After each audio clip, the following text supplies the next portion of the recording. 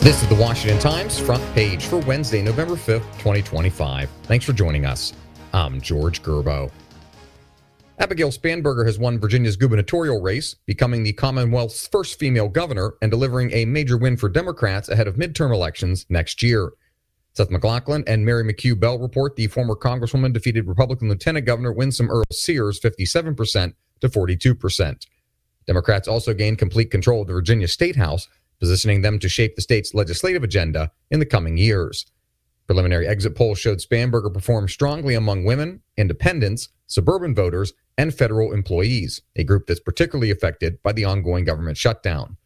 The same polls also indicated President Trump's approval rating remains underwater with Virginia voters.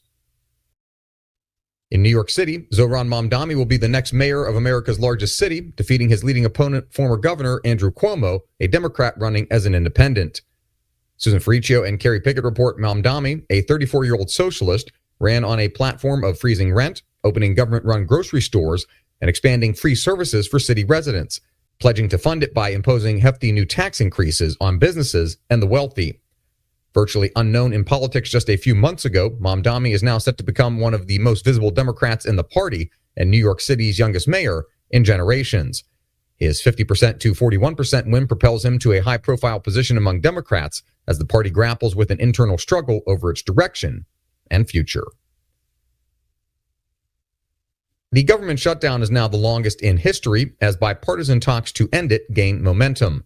Lindsay McPherson reports Republicans and Democrats continue to blame each other for the impasse, but negotiations among a bipartisan group of senators are giving some lawmakers optimism that the government could reopen as soon as this week.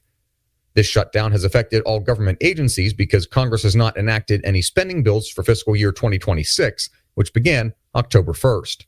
The previous longest shutdown, over the Christmas and New Year's holidays during Trump's first term in 2018 into 2019, was over his demand for border wall funding.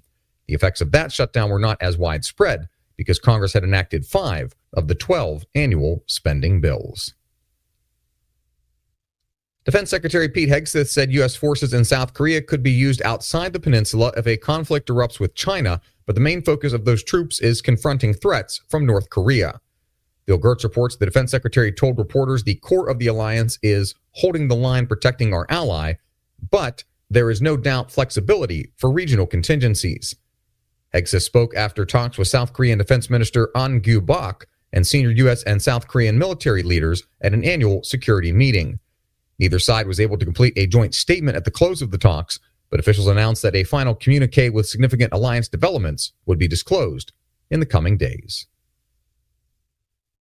And finally, former Vice President Dick Cheney, who served in multiple Republican administrations before helping President George W. Bush lead the country into the global war on terrorism, has died. Stephen Dinan reports Cheney laid claim to being one of the most powerful vice presidents in American history. He was also a deeply polarizing figure. His critics and some admirers viewed him as the power behind the Bush White House, pushing the aggressive retaliations that became the wars in Afghanistan and Iraq and engulfed much of the Middle East. Cheney was chief of staff to President Ford, and in the late 1970s, he won a seat in Congress from Wyoming and served until President George H.W. Bush appointed him as defense secretary. Dick Cheney was 84 years old. Find all today's front page stories at WashingtonTimes.com/front page or on the Washington Times app, and find us wherever you get your podcasts. You can also find us on social media at Wash Times for breaking news, sports, commentary, and more. For the Washington Times, I'm George Gerbo.